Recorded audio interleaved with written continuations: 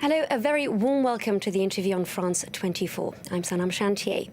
Today we're joined by Mr. Kamal Kharrazi, the head of Iran's Strategic Council on Foreign Relations. Mr. Kharrazi is one of the foreign policy advisors to the country's highest power, Ayatollah Ali Khamenei. He served as a foreign minister in the Islamic Republic from 1997 to 2005. Mr. Kharrazi, thank you very much for joining us. Now let's start with the latest round of US sanctions imposed on entities and individuals with ties to Iran. Of course, Tehran has said it will retaliate. What do we expect to see here? Yeah, they're putting sanctions on Iran, Iranian figures and organizations. Is considered to be against the deal agreement. More than that, putting pressure on international banks to not cooperate with Iran is another symbol of violation of this deal. Therefore, all of these activities of the United States are considered to be violation of the deal. But still, the United States claims that is committed to the deal until they make decision otherwise. We have been prepared ourselves for the time that if the United States would withdraw from the deal, then we know how to do it. Of course, the Iranian parliament has actually discussed increasing funds for its ballistic missiles program. Is that what's being considered as part of the retaliation? That is considered part of retaliation because it's all right to develop our missiles for the defense purposes. Now, Iran officials have said that the violation of the nuclear deal, any violation by Washington, will prompt them to withdraw from the agreement. But perhaps we could say that these particular punitive measures are merely going against the spirit of the accord. Wouldn't you say that? Yeah, it is against the spirit of the accord, and it is considered as the violation of the letter of the deal as well. How about the fact that US officials are actually urging European leaders not to do business with Iranians? How far does this have to go until Iran takes its complaint to the Special Arbitration Commission? Yes, it is true that they put pressure on Europeans not to make a deal with Iran. That is what I say that it is against the letter of the deal, because according to items 26 to 29, everyone as signatories of the deal have to show the goodwill and help the appropriate implementation of the deal. And therefore, what the United States is doing is against the letter of the deal. You're speaking about all these violations, but Mr. Kharrazi, what is Iran's red line? The red line is the time that they would withdraw from the deal, and that time certainly is a completely new situation. Now, this is all coming at a time that the Donald Trump administration has also brought an end to a covert CIA program which provides training and arms for rebels in Syria who are working against the government of Bashar al-Assad. Is this essentially what Iran has been waiting for? They have helped the terrorist groups a lot. And according to what Mr. Clinton said, they have been helping creation of Daesh as well in time. Therefore, their stop to send information and arm to these terrorist groups shows that the Syrian government has been successful in spreading their territory and push the terrorist groups back to other places. And therefore, it's time that everyone should think about how peace can be developed. In that sense, yes, they have been forced to stop their support to terrorist groups because nobody can accept that. Now, staying with Syria, Foreign Minister Javad Zarif has raised concerns and question marks over the use of chemical weapons of Bashar al-Assad against his own people. Now, of course, there are various watchdogs and governments that say otherwise. Now, if at a point this is proven to be true, even by Iranian standards, then how can the Islamic Republic justify doing exactly what was done to the country, these atrocities during the Iran-Iraq war? Yeah, and you never justify using chemical weapons. But it has to be substantiated that the Syrian government has used it. There are information that it was the Daesh and other terrorist groups who have used chemical weapons, not the Syrian government.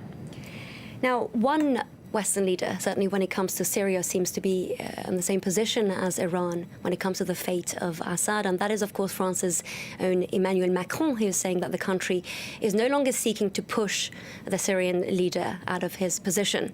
Now, does this mean that we can expect to see more cooperation between Tehran and Paris, certainly when it comes to regional issues? Yeah, that is true. And we appreciate the position of the President Macron. It shows that it's more realistic. And certainly we are ready to cooperate with the French government for promotion of peace and security. Even on the ground in Syria and Iraq, shall we say? That has to be discussed, that what kind of cooperation can be established between Iran and France and, of course, other partners like Russia and Turkey, who are joining together as Astana process. And let's move to another regional crisis. Kuwait has just downgraded ties with Iran. Is this something that you're holding Saudi Arabia accountable for? And if that is the case, can we expect to see reciprocity measures, or will you continue to at least publicly call for dialogue? We are for dialogue. We know that Saudi Arabia has made a lot of mistakes in Yemen, in Bahrain, in Iraq, in Syria, but still we are ready for dialogue. I believe it's only through sincere dialogue that the regional issues can be resolved. Now let's move on to another crisis in the region. That's, of course, the catastrophe in Yemen. But we do seem to be getting somewhat mixed messages from the Islamic Republic of Iran. On the one hand, you support a government because you don't want it to be forced out. That's Syria. And on the other, you're providing backing for the Houthi rebels who want exactly that. No, it's not exactly that. It's quite different. In Syria, we are against changing government by force, by outsiders, by other foreign countries. But in Yemen, is the natural rights of people of Yemen who wants to play a role in their internal affairs. They are not for changing regime, as it is for Bahrain. Bahrainis are not trying to change the regime. What they do is just they are asking for their natural right to play a role in their political system. So what is Iran's response to allegations that it's creating tensions in the region, certainly because Iran does seem to be expanding its powers? We're talking about Iraq, Syria, and now Yemen, of course, Lebanon and Gaza as well. What are the reactions that you're giving to these allegations? Iran is not spreading tension. Iran is for a status quo. The reason that we are helping government of Iraq and Syria is to keep the status quo, to keep the stability of the region. Those who are supporting terrorist groups are for instability and insecurity. So it's quite different.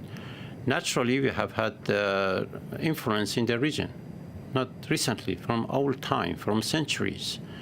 And right now also by our participation in supporting Iraqi government and Syrian government and eradication of terrorist groups, naturally we have some influence, and this is quite acceptable and very normal.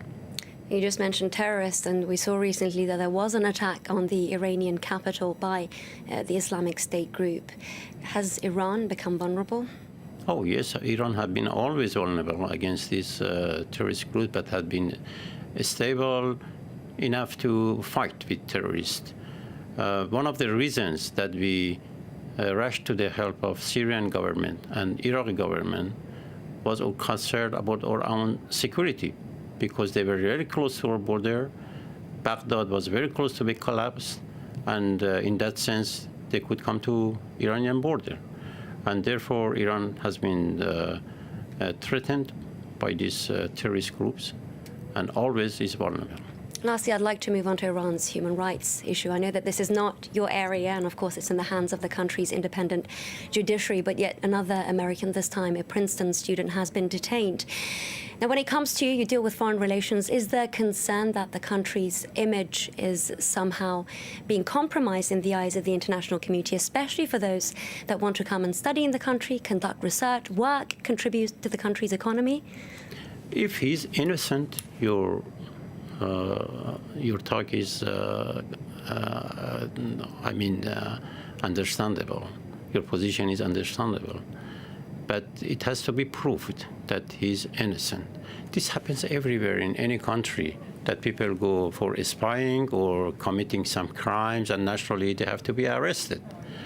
Why there is such a sensitivity toward Iran, that someone who has been arrested, everyone thinks that he's innocent? Do you think it might be that, for example, case. in France, when something like this happens, if someone's accused of an act of terror or espionage, the evidence is made public? Do you think that would help Iran's case? That if he's not innocent, certainly the case would be made public to show that what kind of crime he has done, what kind of activity he has done that has been arrested. And in France, there has been arrestment. In Britain, has been arrestment. In Russia, there have been arrestment. So everywhere it may be happening. What remains is evidences to show that he has been innocent. And the possibility of it being made public, the evidence? Yeah, sure. Why not?